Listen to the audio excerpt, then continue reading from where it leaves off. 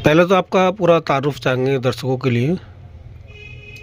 जी, वैसे मेरा नाम तो शमसुद्दीन सैफी है और मैं पीस पार्टी दिल्ली प्रदेश का जनरल सेक्रेटरी भी हूं और मिशन जय भीम दिल्ली प्रदेश का वाइस उपाध्यक्ष भी हूं। मेरा सवाल है कि एक खबर पिछले 4-5 दिन से बड़ी चर्चा में दिल्ली में, और खासकर एक समुदाय को लेकर कि जो बवोट की संपत्ति है उस पर सरकार की निगाहें लगी है 123 संपत्ति को लेकर। आपका क्या विचार है? देखिए, मेरा विचार तो ये है कि जो मुस्लिम वक्फ बोर्ड की जो ज़मीन है उस पे हमारे दिल्ली सरकार में जो आम आदमी पार्टी की सरकार है उसमें उनके जो वक्फ बोर्ड के जो चेयरमैन है अमानतुल्लाह खां, एक तो वो भी हैं, और ये अभी सुनने में भी ये आया कि भाई ये केंद्र सरकार का मामला चल रहा है कि केंद्र सरकार इसमें ये ज़मीनों को जब्त कर रही है।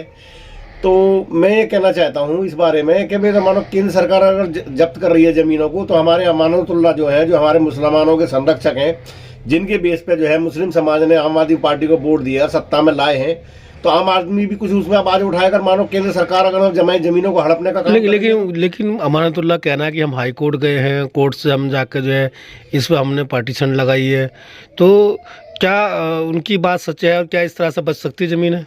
देखिए जी, मेरा मानना तो ये है कि जब बाबरी मस्जिद जैसी जगह वी ना बच सकी कोर्ट में जा करके, तो इसकी तो खैर क्या उम्मीद की जा सकती है। देखो, मेरा तो मानना तो ये है कि मैं तो इस बात पे इत्तेफाक रखता नहीं हूँ कि जो ज़मीनें जो है, अब हालांकि ये मामला तो कोर्ट का ही है, कोर्ट ही इसमें कोई निर्णय दे, लेकिन कोर्ट के निर्णय भी कहाँ माने जा रहे हैं आज की डेट में। 123 संपत्ति है और उनके जो बोर्ड है, कई जगह कब्रिस्तान भी हैं, मस्जिदें भी हैं, उनको सरकारें कह रही हैं कि ज़मीन हमारी हैं, और जबकि वहाँ वोट के बैनर लगे हैं। देखिए जी, वो तो जो मुस्लिम समाज की जो जमीन है उनकी तो अलग से पता चल जाती है, मस्जिद की अलग पता चल जाती है, कब्रिस्तान की अलग पता चल जाती है, हर चीज़ की अलग पता चल जाती है। अब उसमें बोर्ड वगैरह लगे हुए हैं, वो वीडियो वगैरह मैंने भी देखी है, उन्हें लोग तोड़ रहे हैं। सरकार को चाहिए था, अगर आम आदमी पार्टी सरकार को चाहिए था, अगर वो मुसलमानों के हित ऐसी बताती है अपने आप को, तो उसे जो है उन लोगों पर FIR करनी चाहिए, उस महकमे पर FIR करनी चाहिए। और जबकि जो है ये देखने में ये आ रहा कि जो जमीनें हैं उन्हें पुलिस के संरक्षण के तहत जो है उनमें कब्जा करा जा रहा है, जो बोलता है उसे ही पकड़ के अंदर करवा देते हैं। तो ये तरीका तो गलत है। देखो, ये संविधान के तहत तो कोई काम हो नहीं रहा है। तो ऐसे में आम आदमी पार्टी चुप है, कांग्रेस की तरफ से कोई बयान नहीं आ रहा, और बीजेपी तो का बयान आने का मतलब नहीं है। ऐसे मुसलमानों को क्या करना चाहिए? देखिए, ऐसे में मुसलमानों को अपनी एक मजबूत पार्टी बनानी चाहिए, अपनी मजबूत पार्टी के बैनर तले हिस्सेदारी की इस देश के अंदर लड़ाई लड़े, कि भागीदारी की लड़ाई लड़नी चाहिए। मुसलमानों को वोट बिना वजह के किसी को नहीं देना चाहिए। जब हमने आम आदमी पार्टी को वोट दिया है, हमने कांग्रेस को वोट दिया है, तो उन्हें हमारी आवाज़ बुलंद करनी चाहिए। लेकिन ये लोग, ना कांग्रेस हमारी आवाज़ बुलंद करने को तैयार है, ना आम आदमी पार्टी हमारी आवाज़ बुलंद करने के लिए तैयार है। हमारे जो क्या नाम है, डॉक्टर अयूब साहब हैं, जो हमारे राष्ट्रीय अध्यक्ष है पीस पार्टी के, अब जो भी है हमने उनसे बात करी है, कह लगे ठीक है, हम लोग यहाँ जंतर मंतर पे दिल्ली आकर के धरना प्रदर्शन के बारे में मेरी बात हुई है, तो हम अब धरना प्रदर्शन 2-4 दिन में वहाँ लगाएंगे जंतर मंतर पे। जिस तरह से आम आदमी पार्टी कह रही है केंद्र सरकार का मामला है, हमारा इससे कोई लेना देना नहीं है, केंद्र सरकार कह रही है कि दिल्ली सरकार का लेना देना है, कांग्रेस की चुप्पी है, ये माना जाए कि तीनों एक ही थाली के चट्टे बट्टे हैं। जी, कहने की जो बात मैं कहने जा रहा था वो आपने कही, तीनों एक ही थाली के चट्टे बट्टे हैं। ये मुसलमानों की आवाज़ कोई भी उठा नहीं सकता जब तक मुसलमान खुद अपनी आवाज़ नहीं उठाएगा।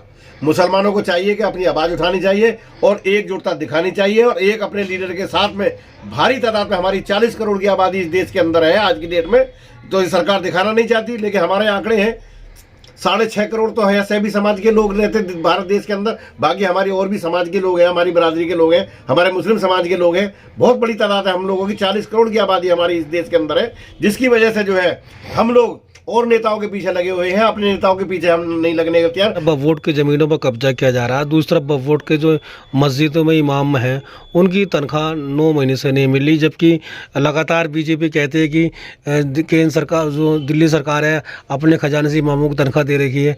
तो क्या लगता है कि केंद्र बीजेपी का बयान और आम आदमी पार्टी का बयान मिलता जुलता है?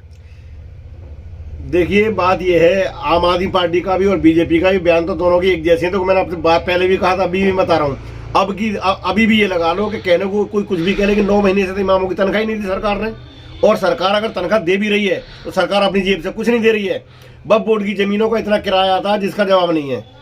इतना फंड है कि वो अब इमामों की तनख्वाह बखूबी दी जा सकती है। सरकार के बस की अगर कुछ नहीं है तो सरकार जितनी ज़मीनें हैं मुस्लिम समाज की वक्फ बोर्ड की वो मुसलमानों के हवाले कर दे। हम अपने आप ना हमें उनसे तनख्वाह लेने की ज़रूरत है, ना उनसे हमें कुछ कहने की ज़रूरत है, ना उनकी मेंटेनेंस कराने की ज़रूरत। हम अपने आप मेंटेनेंस करा लेंगे। सरकार कह दे कि मुसलमान अपनी ज़मीनों की अपने आप जो है मेंटेनेंस करा, हम कर लेंगे अपने आप, कोई दिक्कत नहीं है। तो कहना मतलब कि जो सत्ताधारी पार्टियां हैं वो वक्फ बोर्ड का गलत इस्तेमाल करके मुसलमानों को भी इस्तेमाल कर रही हैं। देखिए, जब से आम आदमी पार्टी आई है, जब से जो है हमारी जो है वक्फ बोर्ड की जो जमीन है, भारी तादाद में निजामुद्दीन की जो है कुछ जमीनें ऐसी हैं जो उन पर कब्जा कर लिया गया, और अब 123 जमीनें जो है इन पर कब्जा हो रहा है। कोई कहने वाला है, कोई सुनने वाला नहीं। सरकार से अगर कुछ कहें तो हमारे साथ में कोई इंसाफ होता ही नहीं है। तो इसका मतलब कि आप पीस पार्टीज का मुद्दा उठाएगी? पीस पार्टी इसका लगातार मुद्दा उठा ही रही है। पीस पार्टी ने